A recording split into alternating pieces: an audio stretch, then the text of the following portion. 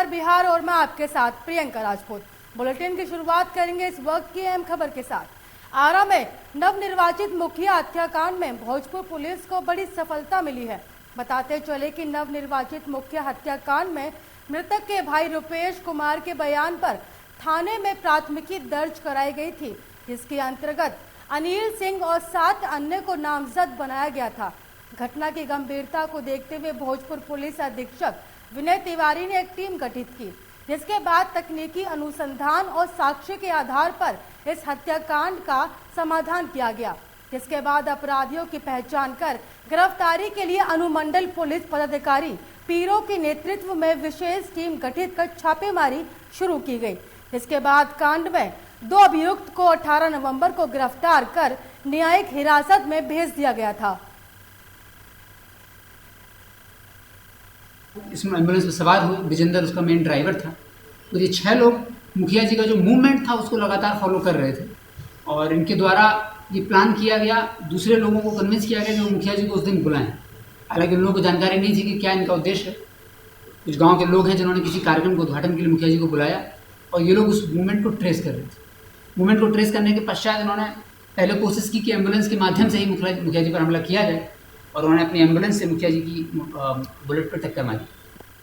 खबर चंपारण के सिकटा से है, जहां डोर टू डोर कोविड-19 का टीकाकरण किया जा रहा है। आपको बता दें कि जिला प्रशासन द्वारा 15 नवंबर से 25 नवंबर तक कोविड का दूसरा डोज लेने वालों को एक कूपन भी दिया जा रहा है, जिसमें पहला प्राइज 32 इंच के LED टीवी है और दूसरा प्राइज 172 लीटर का फ्रिज और तीसरा प्राइज मोबाइल रखा गया है, जो कि लॉटरी ड्रॉ होने पर विजेता को दिया जाएगा। इस अभियान के तहत प्रखंड के जगन्नाथपुर, सरगटिया, पुरेना आदि पंचायतों में कोविड टीका का पहला और दूसरा डोज स्वास्थ्य कर्मियों के द्वारा दिया जा रहा है।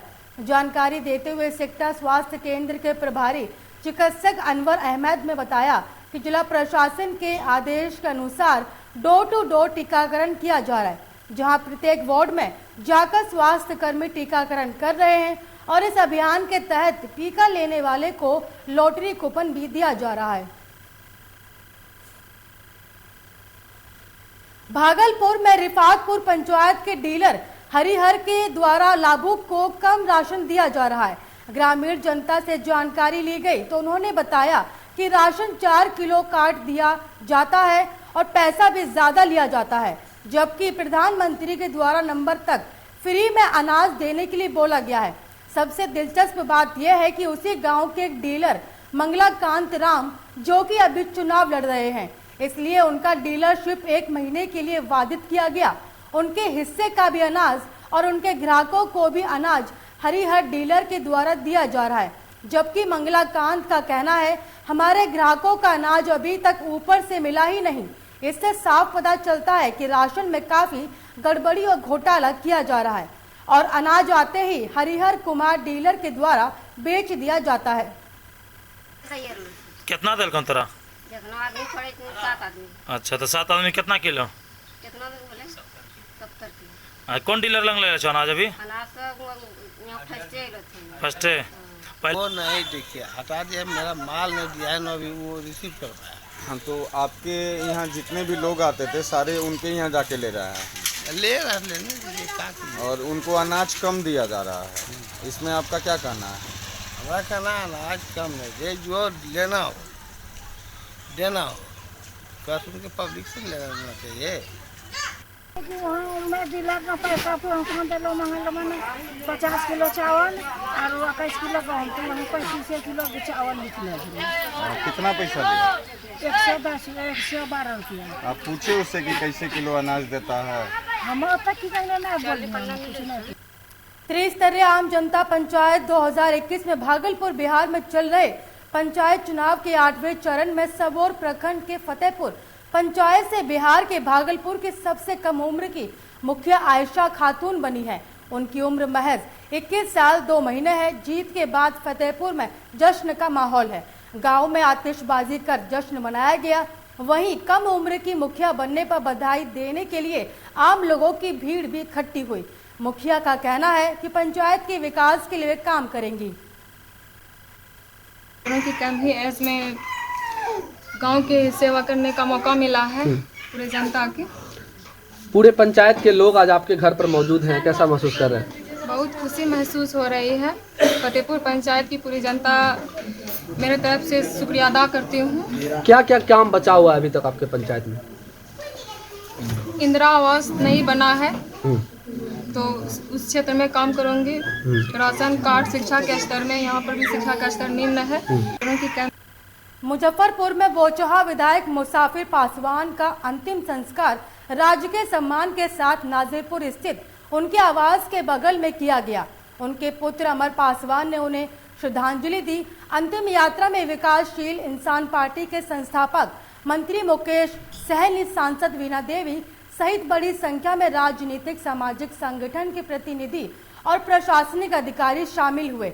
इससे पहले उनकी शव यात्रा नाजिरपुर स्थित आवास से निकाली गई और विभिन्न मार्गों से घूमते हुए अंतिम संस्कार स्थल पर पहुंची।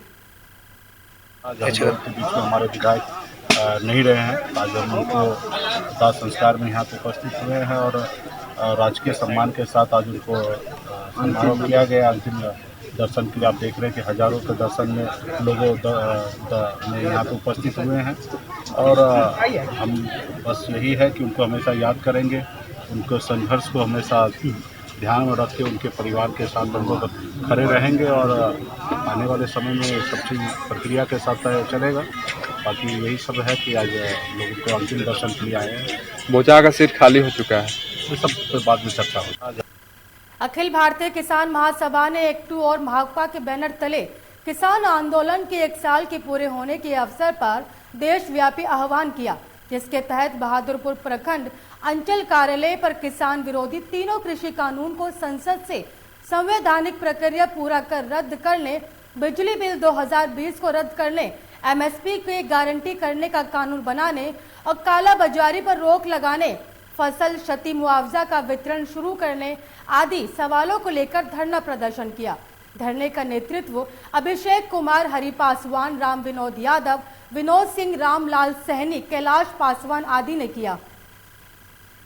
कर दिए ये जो बात वो कह रहे थे, आज बिहार के किसान एक बार मजबूती से मंडी व्यवस्था को चालू करने की डिमांड पर हम पूरे बिहार में आंदोलन खड़ा करेंगे।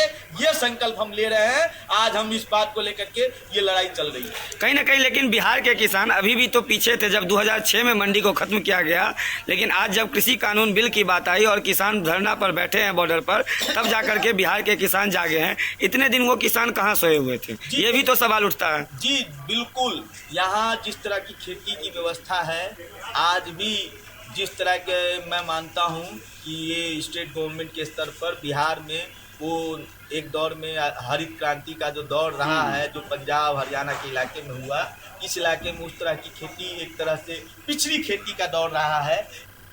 दरभंगा की अभी नियंत्रण महाविद्यालय में ज्यादा फीस बढ़ाने पर छात्राओं में आक्रोश देखने को मिला, जिसके चलते छात्राओं के जरिए प्रदर्शन किया गया और जहां फीस को बढ़ाने और कॉलेज में वाईफाई की सुविधा, हॉस्टल में लाइट की सुविधा समेत 8 मांगों के साथ ये प्रदर्शन किया गया।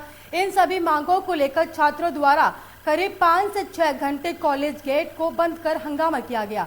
छात्रों ने बताया कि जब तक मांग पूरी नहीं की जाती हम प्रदर्शन करते रहेंगे और जिसके बाद कॉलेज प्रशासन के द्वारा पुलिस थाने को फोन कर बुलाया गया, जिसके बाद मब्बी पुलिस द्वारा आकर छात्र छात्राओं को समझाया गया तो जाकर कॉलेज के गेट का ताला खुला। सर, हम लोगों का फी पहले 6000 था, अभी 7500 कर दिया गया है।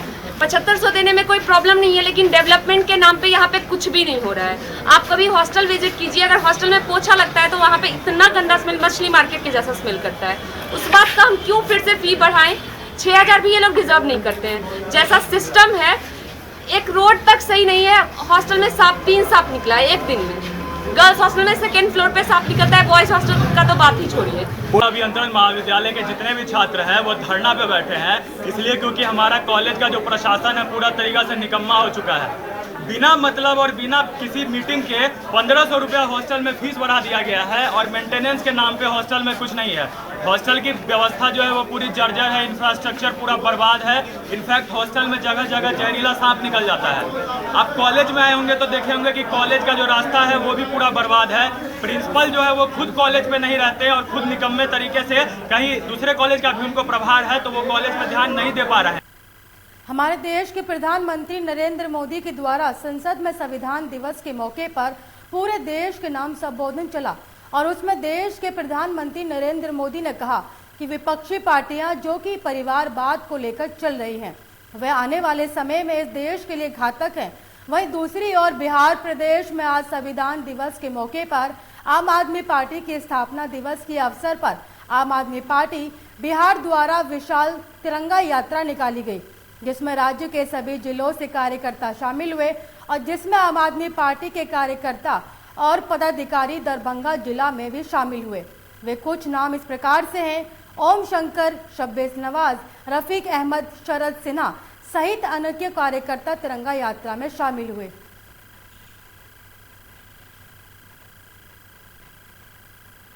उनतीस नवंबर को गोपालगंज सदर प्रखंड के क्षेत्र में पंचायत चुनाव होने हैं और प्रत्याशी जनसंपर्क अभियान में तेज हुए हैं।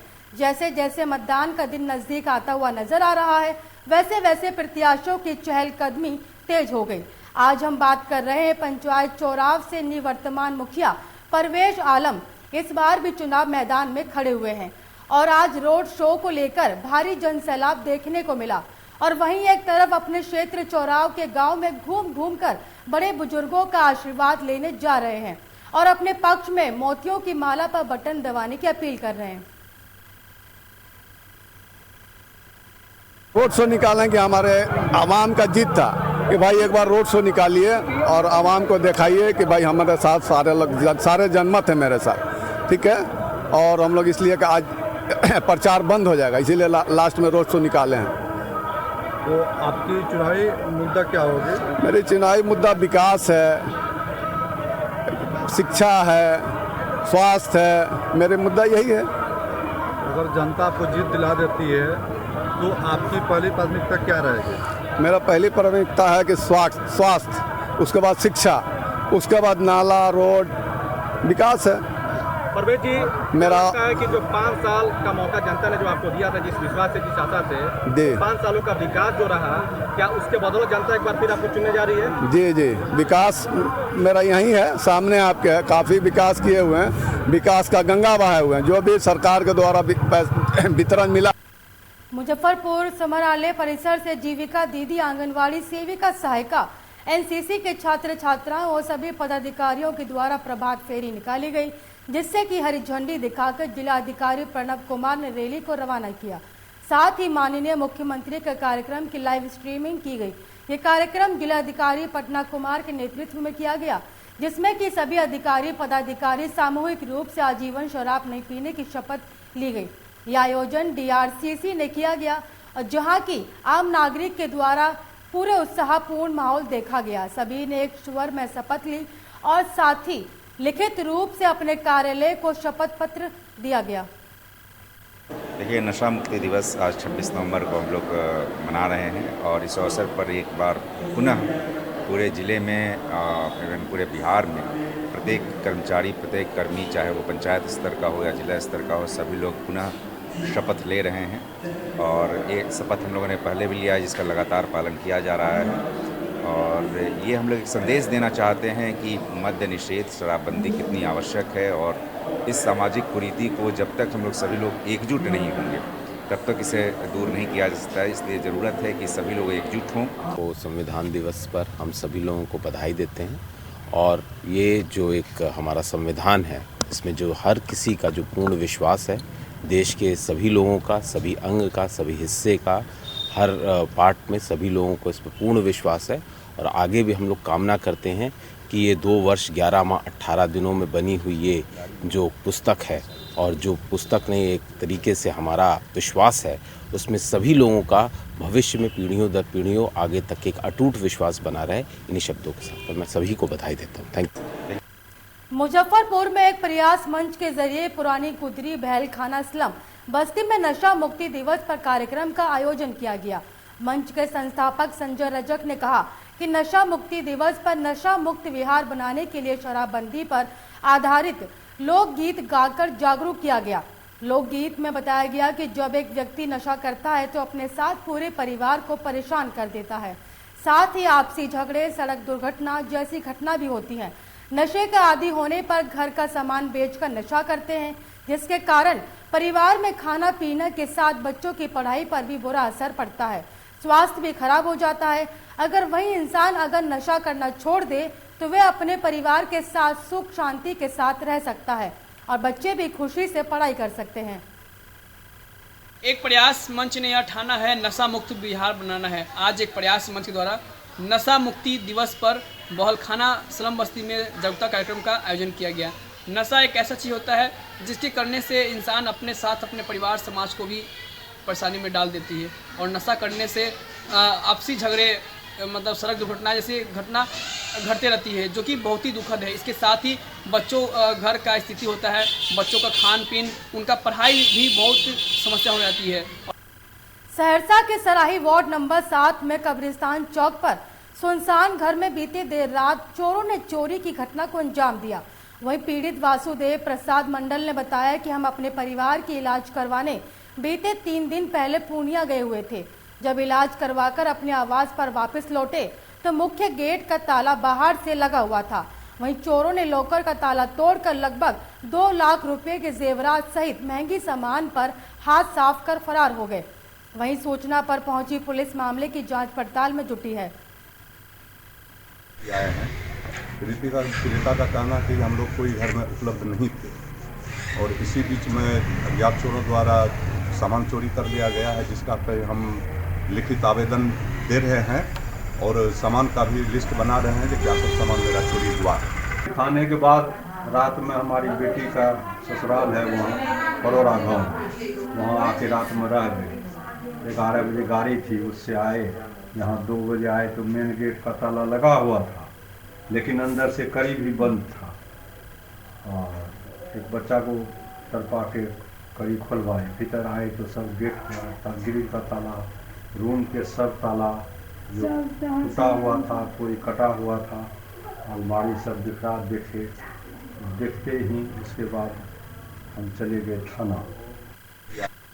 सीतामढ़ी के रीगा प्रखंड के सहबाजपुर पंचायत के राधेश्याम महतो ने रीगा प्रखंड विकास पदाधिकारी सह निर्वाचन पदाधिकारी पर आरोप लगाया। उन्होंने बताया कि उन्होंने मनमानी तरीके से हमारी नॉमिनेशन पेपर को रद्द कर दिया और वहां मौजूद पुलिसकर्मी से बोलकर कार्यालय से धक्का देकर निकलवा दिया गया। सुनिए राधेश्याम महतो की जुबानी। हम जो है कानून से ये कर रहे हैं कि हम भारत के बिहार के जो है ना हम निवासी हैं कि नहीं, जो मेरे साथ गद्दारी किया कानून जी, पिछड़ा वर्ग के जैसे लोगों के साथ गद्दारी कर रहा है जी। क्या गद्दारी हुई है? गद्दारी जो उसके नेवला बली में चोरी करना चाह रहा है, चोरी कर रहा है। क्या चोरी हुई है? ये सीट में चोरी किया है, मुखिया के चुनाव में चोरी किया है। अच्छा, किस प्रखंड में? रीगा प्रखंड में। इस बुलेटिन में मुझे दीजिए इजाजत और देश की तमाम खबरों को देखने के लिए देखते रहिए लोकमंच न्यूज।